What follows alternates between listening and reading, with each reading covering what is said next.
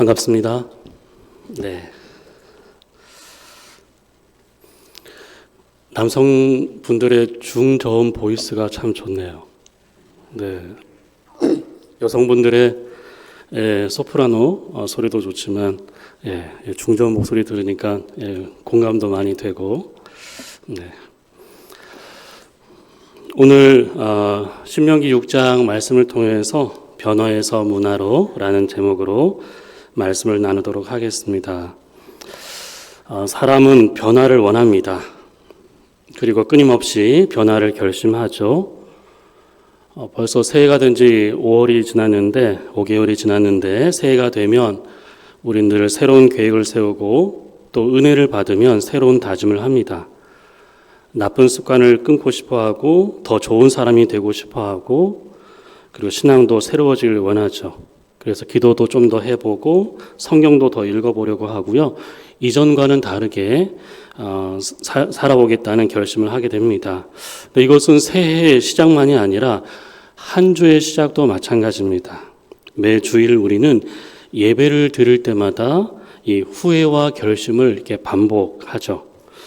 근데 문제는 변화를 원하고 실천하지만 이제 오래 가지 않는다는 사실입니다. 그리고 결국 다시 원래의 자리로 돌아가는 거죠. 그러면서 자괴감만 점점 더 늘어나는, 그렇죠? 그런 상태가 되는 것입니다. 그래서 나는 원래 안 되는 사람이다. 해도 안 되는 사람이다. 무슨 이 나이에 변하냐. 원래대로 사는 대로 살아온 대로 그냥 살아가지. 이렇게 생각을 하죠. 근데 왜 변화는 이렇게 오래 가지 못하는 것인가? 그러니까 사람은 순간적으로 변할 수는 있지만 결국 자신이 살아가는 문화로 다시 돌아가기 때문입니다. 예를 들어서 운동을 결심한 사람들이 요즘 많죠. 처음 며칠은 열심히 합니다. 그렇지만 자신의 삶의 구조라든지 주변의 분위기가 그대로이면 결국 원래 습관으로 돌아가게 되죠. 우리 고3인 우리 둘째 딸도 해마다 다이어트를 결심합니다.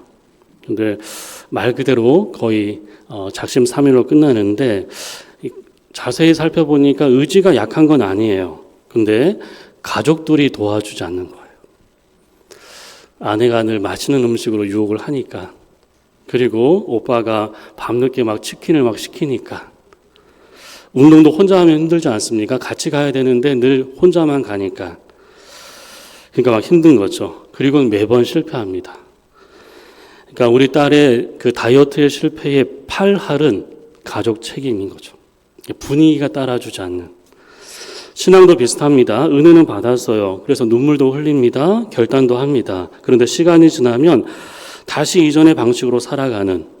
왜냐하면 변화는 있었는데 문화가 바뀌지 않았기 때문입니다. 그래서 문화가 무섭습니다. 이 문화라는 것은 특별히 의식하지 않아도 사람을 그 방향으로 끌고 가는 거죠. 그래서 불평이 익숙한 공동체에서는 조금만 어려워도 다 같이 불평하고 원망해요. 비교가 익숙한 공동체에서는 끊임없이 서로를 의식하면서 이렇게 살아갑니다. 반대로 감사가 흐르는 공동체에서는 같은 상황 속에서도 감사가 자연스럽게 나옵니다. 그러니까 사람은 자기가 반복적으로 듣고 경험하는 분위기를 따라가게 되고 그 분위기를 닮아가는 거죠. 그래서 하나님은 이스라엘 백성들을 약속의 땅 가나안으로 보내시기 전에 이 신명기 말씀을 주신 거예요. 신명기는 단순히 율법 조항 이상입니다. 그것은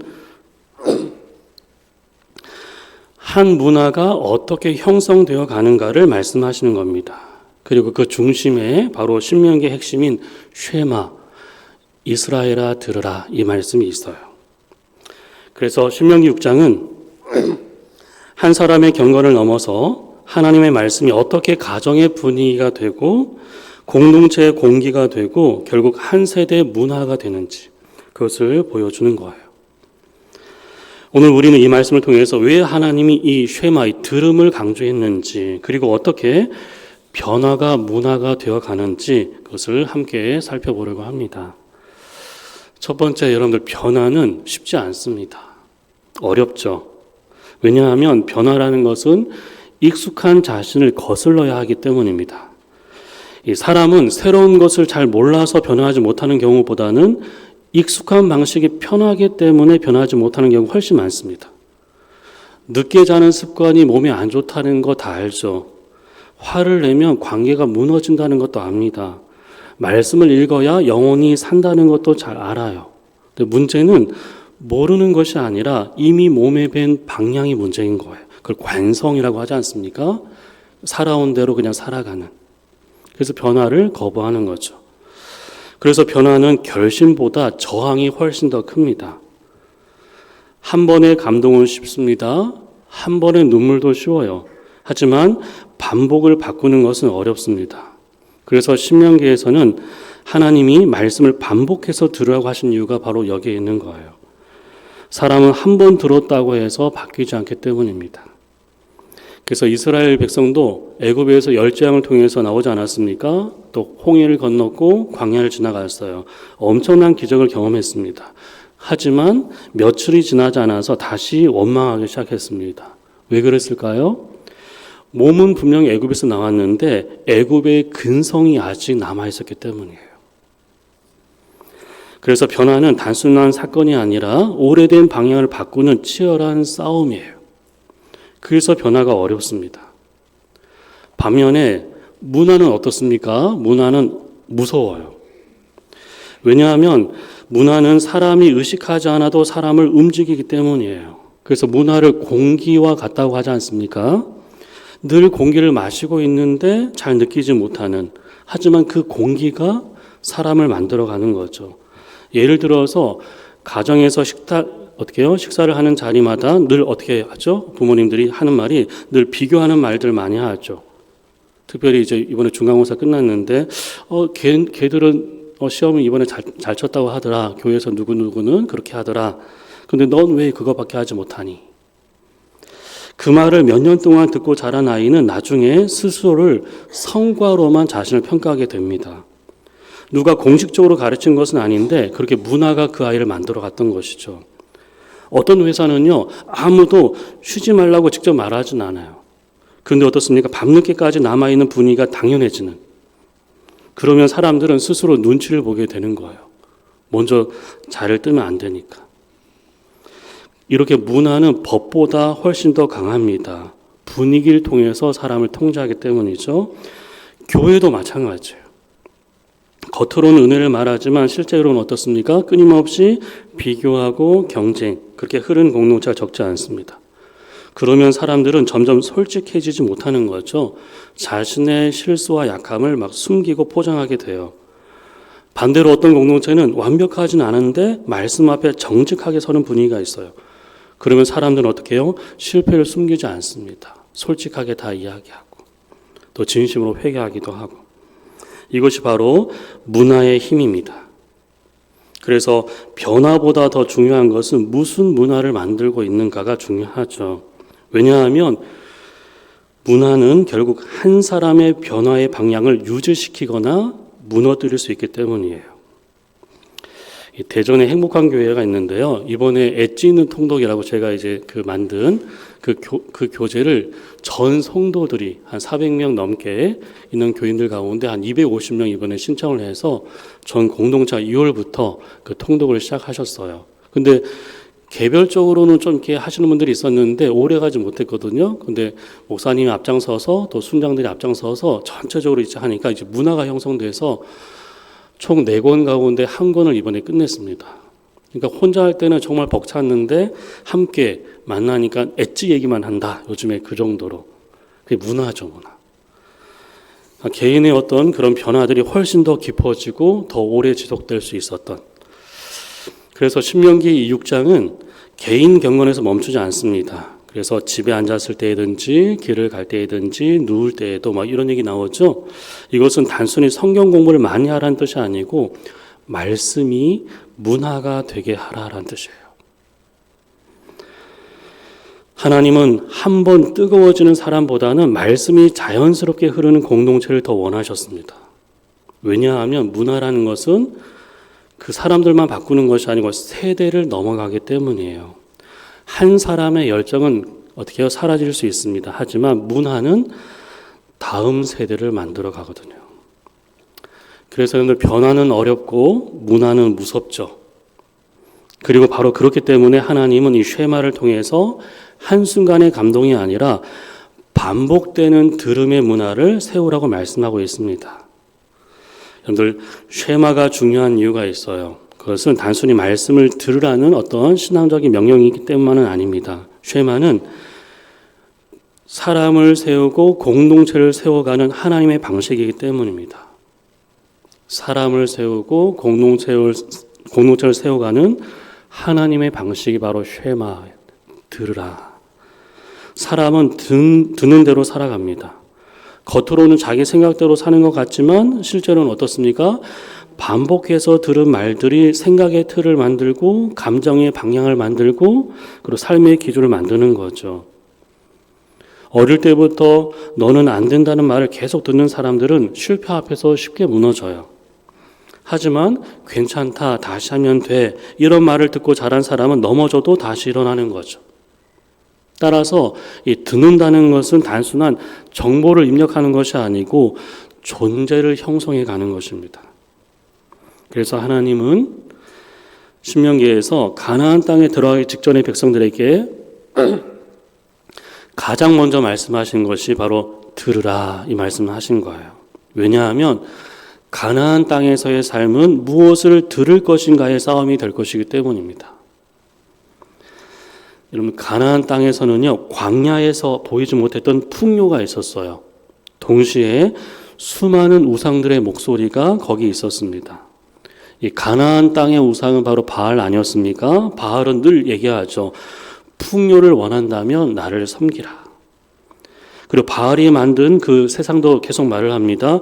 눈에 보이는 것이 전부고 눈에 보이는 것이 힘이다.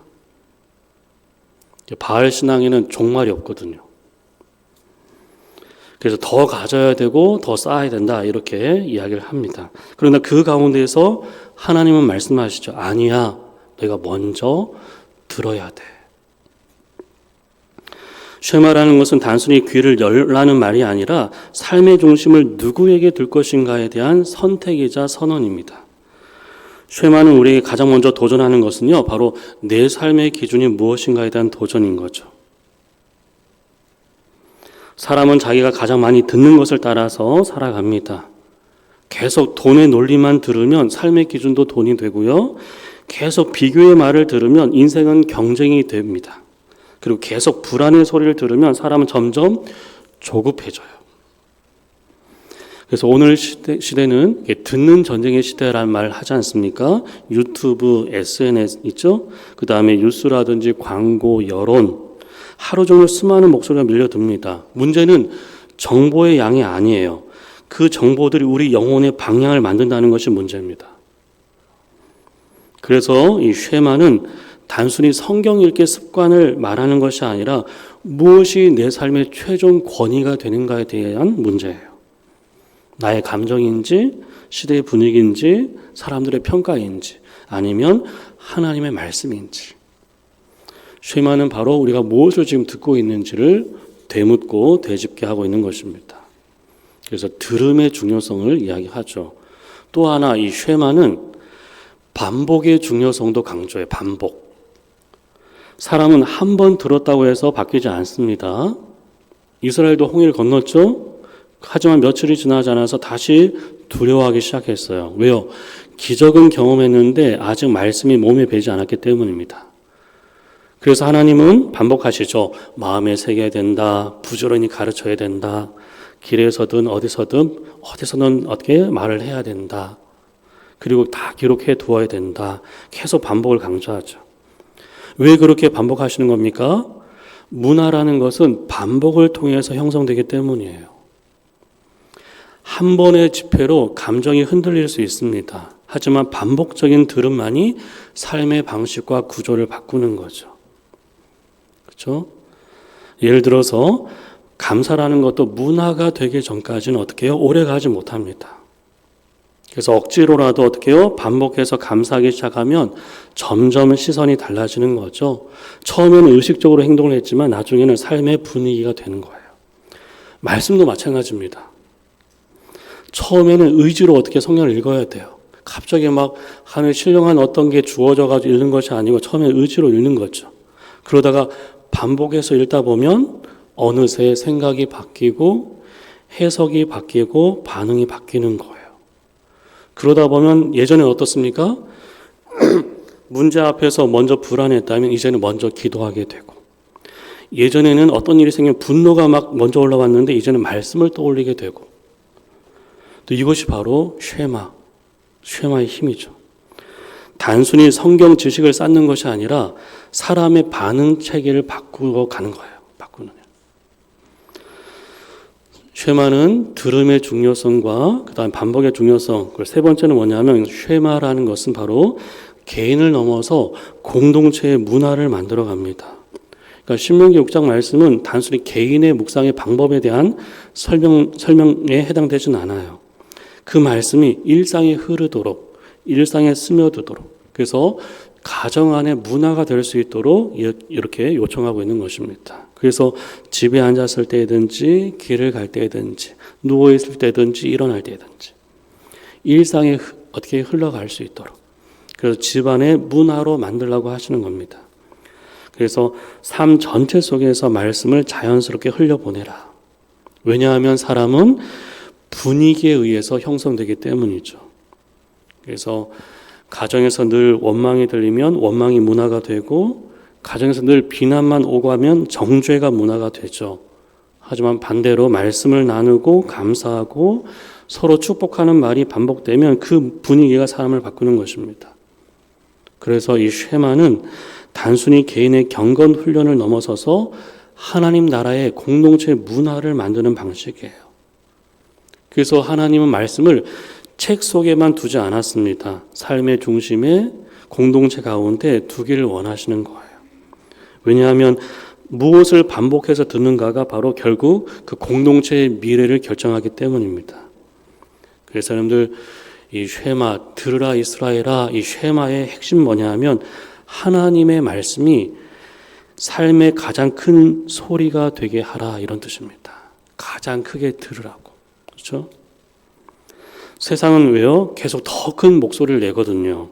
앞서가야 된다, 빨리 가야 된다, 비교하고 경쟁하라고, 그렇죠?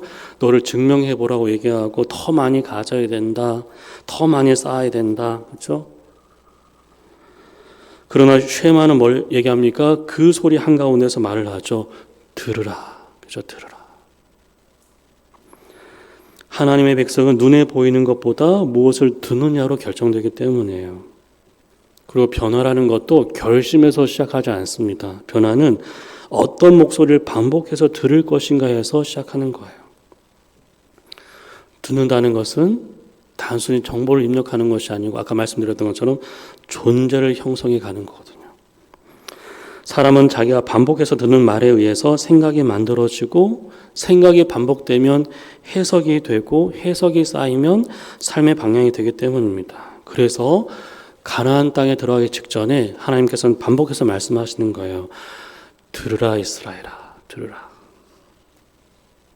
이것은 단지 설교 잘 들으라 이런 말이 아니라 앞으로 어떤 목소리를 따라 살 것인가에 대한 문제예요. 왜냐하면 가나안 땅은 아까 말씀드렸던 것처럼 듣는 전쟁이 벌어지는 땅이기 때문입니다. 여러분들 광야에서는 어떻습니까? 선택지가 많지 않았어요. 먹을 것이 없으면 하나님께서 만나를 주셨죠. 길이 없으면 구름 기둥을 인도해 주셨어요. 하지만 가나안 땅은 달랐어요. 풍요가 있었고 문화가 있었고 원래 사는 사람도 있었고 기술이 있었고 어떤 시스템이 있었습니다. 눈으로 보기에는 훨씬 안정적이고 더 화려했어요. 근데 문제는 뭐냐 하면 가나안 땅의 풍요 자체가 문제가 아니라 풍요 속에 숨겨진 어떤 목소리가 문제가 되는 거죠. 아까 말씀드렸던 것처럼 계속 속삭입니다. 눈에 보이는 것이 현실이다. 많이 가진 사람이 강한 사람이야. 성공해야 네 인생이 안전하다. 이 풍요와 번영이 곧 축복이다. 그렇죠? 그리고 그 세계관의 중심에 뭐가 있습니까? 이 바알 신앙이 있었던 것입니다. 여러분들 바알 신앙이라는 것은 단순한 우상 숭배가 아니고 풍요를 약속하는 어떤 시스템이었거든요. 마치 자본주의 같은 시스템이었어요. 그래서 비가 오고 농사가 잘 되고 삶이 안정되기를 원한다면 이 바알을 섬겨야 된다. 그렇게 가르치는 거죠. 그렇게 바알은 사람들의 욕망을 건드렸던 거예요. 그래서 너무나 현실적이었고 매력적이었던 것입니다. 왜냐하면 사람은 논리보다는 욕망을 따라가기 쉽기 때문이에요. 그래서 사람의 논리가 아니고 사람의 욕망을 건드리는 거죠. 하나님 없이도 살 수 있을 것 같은 환경, 그렇죠?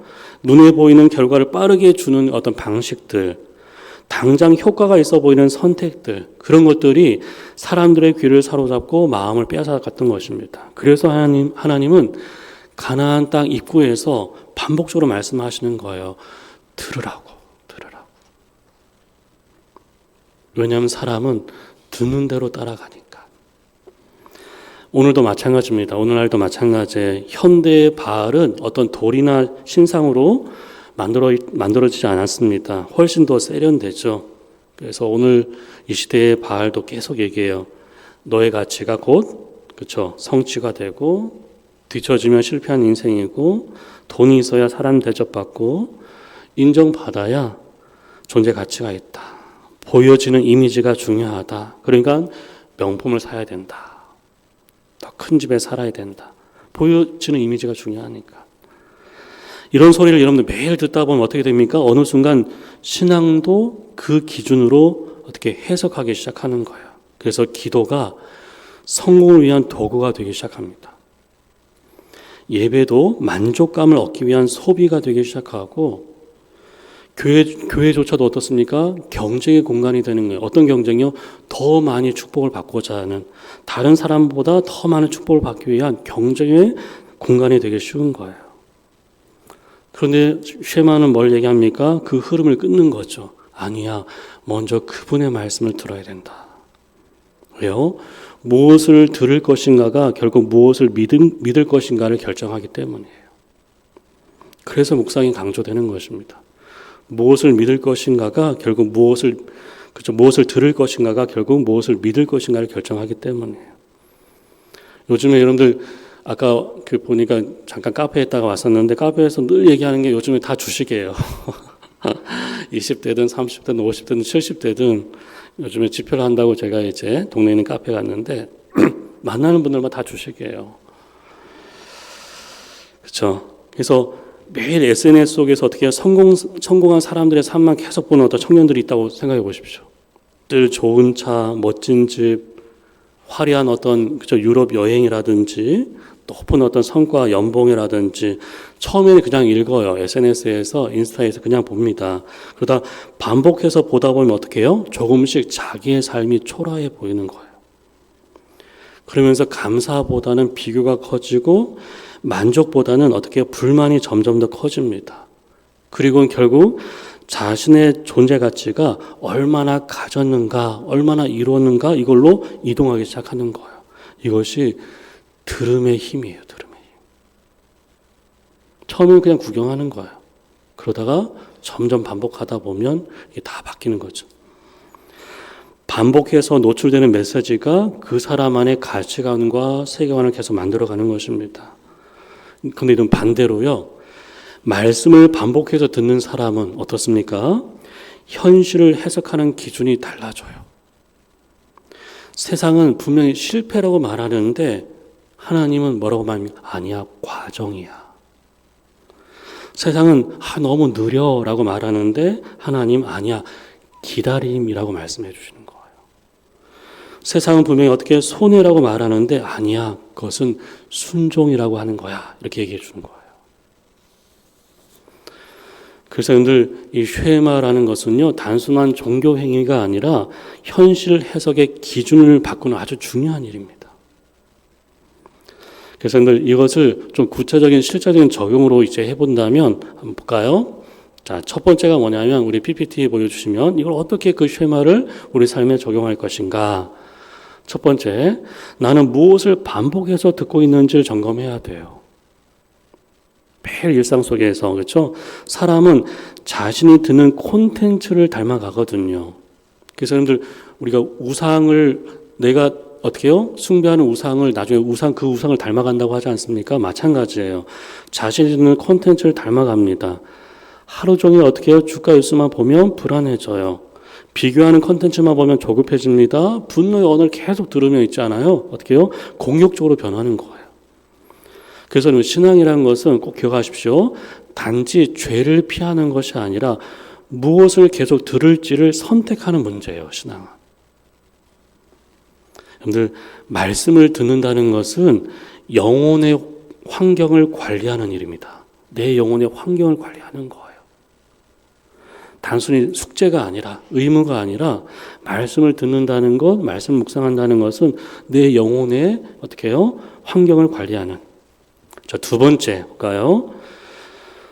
말씀을 어떻습니까? 일상으로 가져와야 돼요. 예배당에서 끝나는 것이 아니고 일상까지 가져와야 됩니다. 그래서 집에 앉았을 때든지 길을 갈 때든지 이렇게 강조하시는 거예요. 하나님은 말씀을 예배당 안에만 두지 않으셨습니다. 출근길에도, 그렇죠? 식탁에서도, 자녀와의 대화 속에서도 말씀이 어떻게 해요? 흘러가야 된다고. 왜냐하면 말씀드렸죠. 문화라는 것은 반복적으로 형성되기 때문입니다. 꼭 기억하셔야 돼요. 주일날 한 번의 감동보다 매일 조금씩 듣는 말씀이 사람을 바꾸어 가는 겁니다.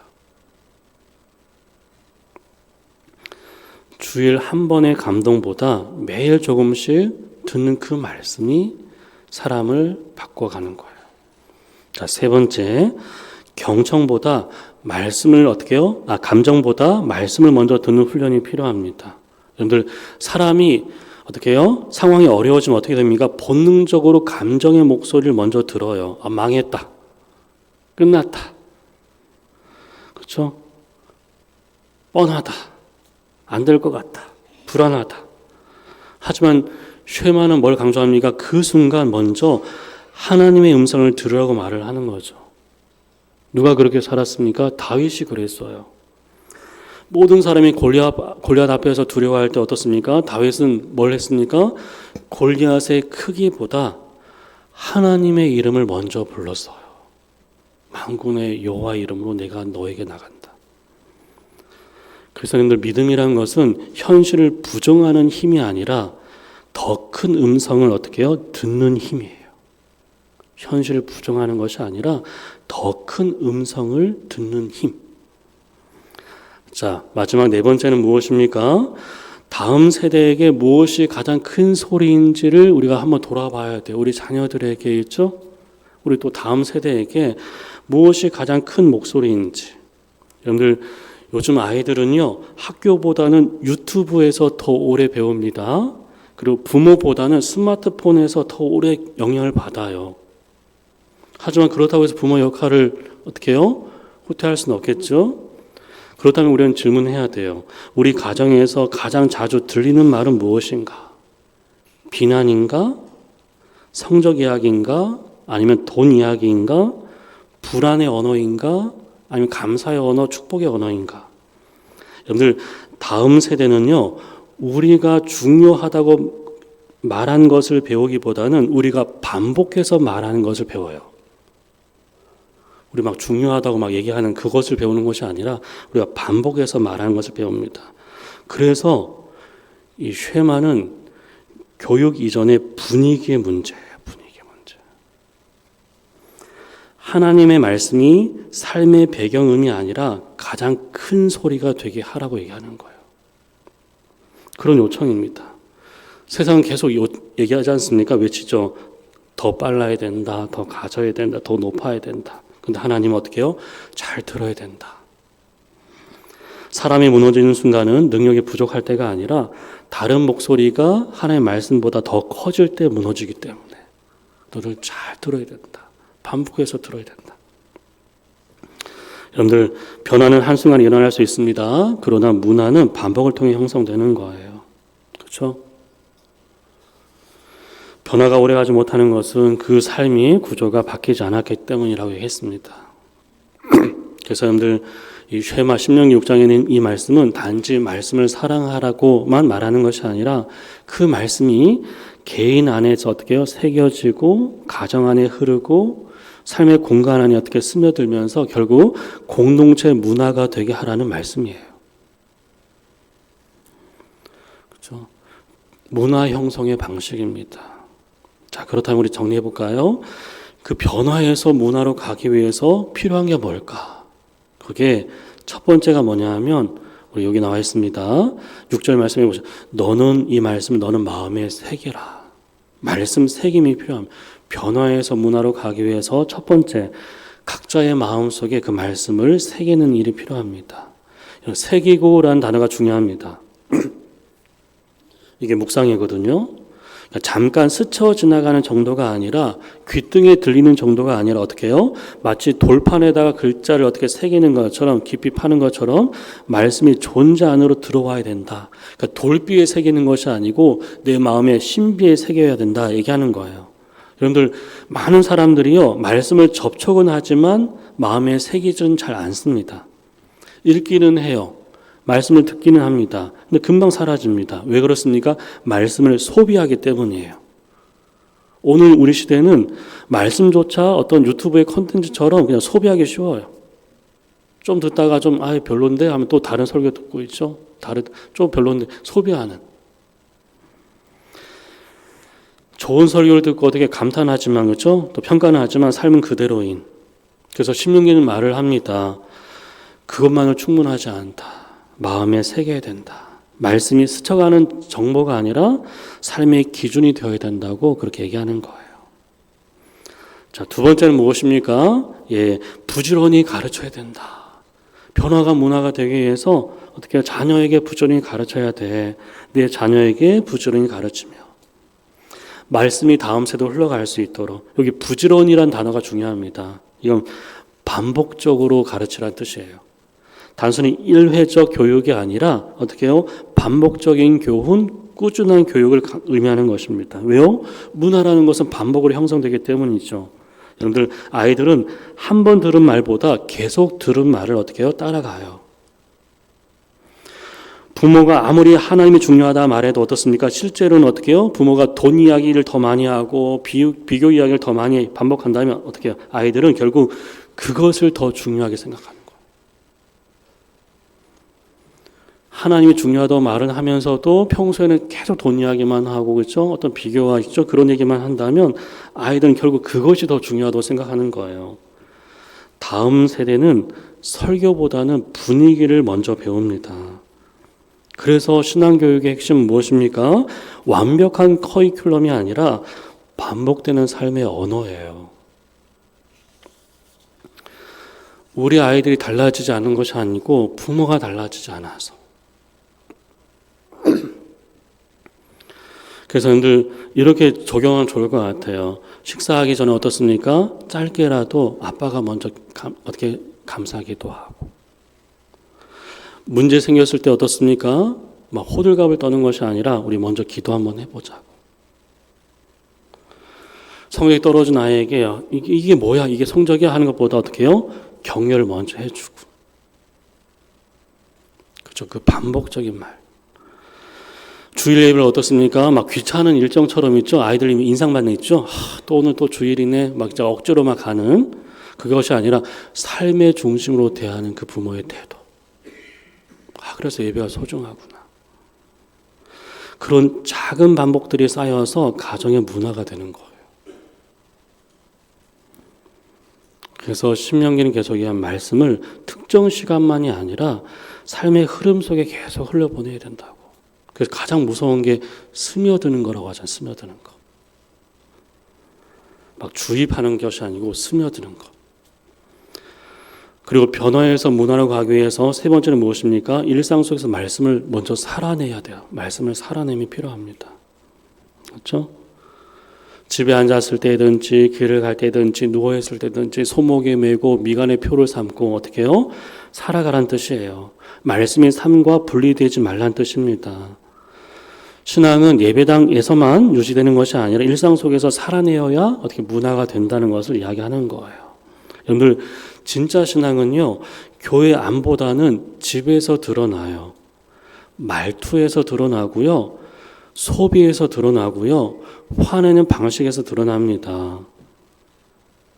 예배 시간에 어떻게 해요? 거룩한데 집에서 늘 분노하고 공격적이라면 다음 세대는 신앙을 위선으로 배울 가능성이 아주 큽니다. 신앙을 위선으로 배우는 거예요.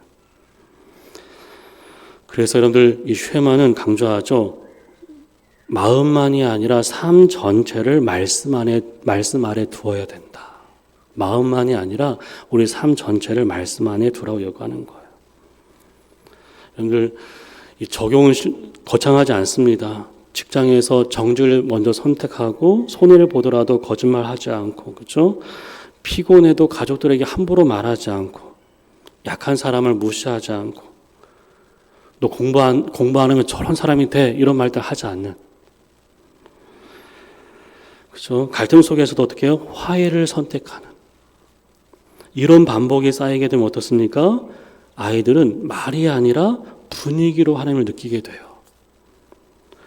문화는 기억하십시오. 한 번의 선언이 아니라 반복된 삶에서 만들어집니다. 마지막 네 번째, 변화에서 문화로 가기 위해서 공간 안에 말씀을 잘 배치할 필요가 있습니다. 공간의 중요성이거든요. 여기 보시면 우리 한번 볼까요? 8절 말씀은 내 손목에 메고 기호를 삼고 내 미간에 붙여 표를 삼고 내 집 문설주와 바깥문에 기록하라 이 나와 있어요. 집 문설주, 집에 들어가 입구 쪽에 있죠. 바깥문은 성문을 얘기합니다. 마을로 들어오는 성문. 거기에 말씀을 기록하라고 얘기하고 있어요. 왜 이렇게 기록하라고 하고 있습니까? 사람은 자꾸 잊어버리기 때문입니다. 그래서 하나님은 삶의 공간 자체가 말씀을 기억시키도록 하고 있어요. 생각보다 눈에 보이는 이 환경은 어떻게 생각보다 강력하다는 것을 아시는 거예요. 그래서 집안에 늘 TV가 켜져 있으면 말씀이 전혀 들리지 않는 환경이라면 문화는 어떻습니까? 자연스럽게 세상의 흐름을 따라가게 되어 있어요. 반대로 집안에서 조용하지만 찬양이 흐르고 말씀이 자연스럽게 대화 속에 등장하고 어떻게 해요? 그 벽 한켠에 있죠? 말씀이 붙어 있다면 아까도 제가 화장실 갔는데 주간별로 다 말씀이 다 있더라고요. 그래서 소변 시간이 길어졌어요. 다 읽는다고. 월요일부터 다 있더라고요. 그러니까 말씀이 붙어 있는. 그럼 그 공간은 조금씩 방향을 만들어가는 거예요. 공간이 반복적으로 사람을 형성하기 때문입니다. 여러분들 적용할 수 있어요. 오늘부터 적용할 수 있으면 어떻게 해요? 휴대폰의 첫 화면부터 어떻게 해요? 말씀을 한 구절 적어두는 거예요. 집안의 말씀 액자를 적지만 어떻게 해요? 가장 좋아하는 말씀 구절을 어떻게 해요? 그래도 눈에 보이는데 걸어두는 겁니다. 가족 단톡방이 다 있잖아요. 거기다가 하루에 한 구절씩 그냥 올려놓는 거예요. 차 안에서 어떻게 해요? 막 시끄러워 막 정치 이야기 듣지 마시고 말씀 있죠?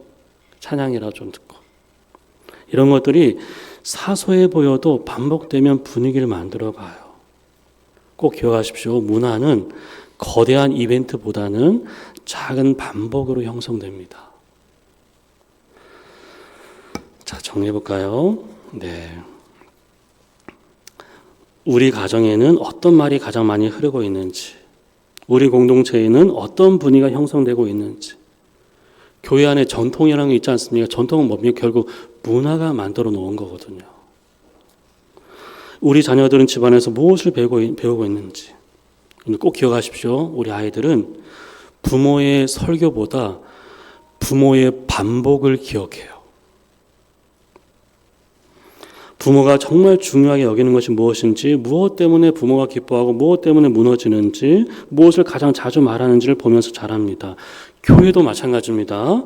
교회가 아무리 비전을 말해도 실제 분위기가 말씀보다는 성공이라든지 비교라든지 사람 눈치를 더 크게 말하고 있다면 결국 그 교회는 세상의 어떻게 문화를 어떻게 닮아가는 거예요.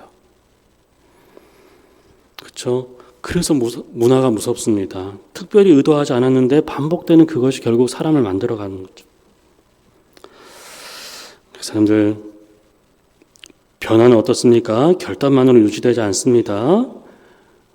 반복되는 들음이 필요해요. 그래서 매일 말씀 앞에 어떻게 해요? 서는 것, 짧은 시간이라도 가족과 함께 기도하는 것, 식탁에서 감사의 언어를 놓치지 않는 것, 문제가 생길 때마다 세상의 방식보다 먼저 하나님을 찾는 것, 이런 작은 반복들이 쌓여서 한 사람의 체질을 만들어가고 한 가정의 분위기를 만들고 공동체의 문화를 만드는 것입니다. 자, 우리 이 얘기만 하고 정리하겠습니다. 여러분들 따라해볼까? 한홍. 따라해보겠습니다. 한홍. 중농, 상농. 예. 농부들은 세 종류가 있다고 하지 않습니까? 하농이 있고 중농이 있고 상농. 그래서 하농 작초, 중농 작곡, 상농 작토라는 말이 있어요. 하농은 뭡니까? 작초. 그러니까 풀을 뽑는 거죠. 풀만 뽑는. 중농은 어떻습니까? 작곡. 곡식을 어떻게 키우는. 상농은요, 토양을 만들어가는 농부. 그래서 상농이란 명예로운 호칭을 줍니다. 이 사자성어들의 핵심이 무엇입니까? 정말 중요한 사람들은 눈앞의 결과만 어떻게 다투지 않고 그 결과를 만드는 토양 자체를 다룬다. 이걸 얘기하고 있어요. 결과만 다루는 것이 아니라 토양 자체를 다루는. 이것을 신앙과 연결하면 매우 깊은 의미가 있습니다. 한옥 같은 사람은 늘 문제만 봐요. 그래서 풀이 자라면 그냥 뽑아요. 당장 눈에 보이는 현상에만 반응합니다. 그러니까 신앙으로 말하면 겉으로 드러난 행동만 고치려고 하는 거예요. 화를 냈으니까 화를 참아야겠다. 게을렀으니까 이제 더 열심히 해야겠다. 기도 안 했으니까 억지라도 기도해야겠다. 필요하죠. 하지만 이것만으로는 오래가지 못해요. 왜요? 풀은 뽑았는데 토양이 그대로이면 다시 풀은 자라기 때문이에요. 중농은 어떻습니까? 곡식을 봐요. 어떻게 하면 열매를 더 잘 맺을까를 고민합니다. 신앙으로 말한다면 삶의 열매에 관심을 갖기 시작하는 단계예요. 사랑과 기쁨과 감사, 화평, 오래 참음 있죠? 그런 성령의 열매를 추구합니다. 그래서 예배도 잘 드리고 훈련도 열심히 하고 사역에도 참여하고 이것은 한옥보다 훨씬 더 어떻게 해요? 성숙한 단계예요. 하지만 여전히 중심은 어디 있습니까? 열매에만 있어요. 그래서 때로는 그 좋은 열매를 보여주기 위해서 자신을 막 몰아붙이기도 하는 거예요. 겉으로는 신앙생활을 잘하는 것 같은데 속은 어떻게 해요? 점점 어떻게 해요? 조급해지고 말라가는 수도 있습니다. 그런데 상농은 달라요. 상농은 토양을 만듭니다. 상농은 알아요. 어떻게 해요? 흙이 좋으면 풀도 어떻게 해요? 줄어들게 된다고. 곡식도 자연스럽게 자란다는 것을 알아요. 그래서 토양 자체를 바꾸는 것입니다. 신명기의 이 쉐마가 바로 그것을 얘기하는 거예요. 하나님은 단순히 행동 몇 개를 수정하려고 하지 않습니다. 삶의 토양 자체를 바꾸려고 하시는 거예요. 그래서 말씀하는 겁니다. 들어야 된다. 마음에 새겨야 된다. 부지런히 가르쳐야 된다. 일상에 살아내야 된다. 그렇죠? 문설주에 기록해야 된다. 그런 반복된 들음을 통해서 사람의 내면 토양을 바꾸기 때문이죠. 여러분들 말씀이 반복되면 생각이 바뀌고 생각이 바뀌면 해석이 바뀌고 해석이 바뀌면 반응이 바뀌는. 그래서 예전에는 어떻습니까? 문제만 생기면 원망했다면 이제는 어떻게 해요? 기도를 먼저 하게 되는. 가정도 마찬가지예요. 한옥의 가정은 어떻습니까? 문제가 생길 때마다 아이들만 혼내요. 중농의 가정은요, 좋은 결과를 얻기 위해서 교육에 최선을 다합니다. 상농의 가정은 분위기와 문화를 만들어요. 그게 더 큰 교육이거든요. 감사가 흐르고 말씀이 자연스럽게 오가는, 실패해도 다시 일어설 수 있는 분위기, 정죄하지 않고 다시 일어설 수 있는 분위기. 그 문화가 우리 아이들 만들어가는 것입니다. 교회도 마찬가지예요. 문제만 처리하는 한옥 같은 교회가 있습니다. 사역이나 성과만 강조하는 중농 같은 교회가 있어요. 하지만 정말 건강한 공동체는 말씀의 토양을 만드는 공동체예요. 성도들이 서로 말씀을 듣고 묵상하고 서로 권면하고 삶으로 살아내는 분위기 있죠. 그 토양이 만들어지면 한 사람의 변화가 공동체의 문화로 이어집니다. 그리고 그 변화가 더 깊어지는 거예요. 그래서 여러분들 쉐마는 단순히 성경 암송에 대한 프로그램이 아니라 토양을 만드는 작업이에요. 하나님은 단지 잡초 몇 개 뽑는 인생이 아니라 말씀의 토양 위에 세워진 사람, 그런 공동체를 원하십니다. 왜냐하면 토양이 바뀌면 열매는 자연스럽게 따라오기 때문이에요. 그렇다면 우리 자신과 우리 가정과 우리 교회는 한옥인지 중농인지 상농인지 정직하게 자문해 보셔야 합니다. 자, 기도하겠습니다.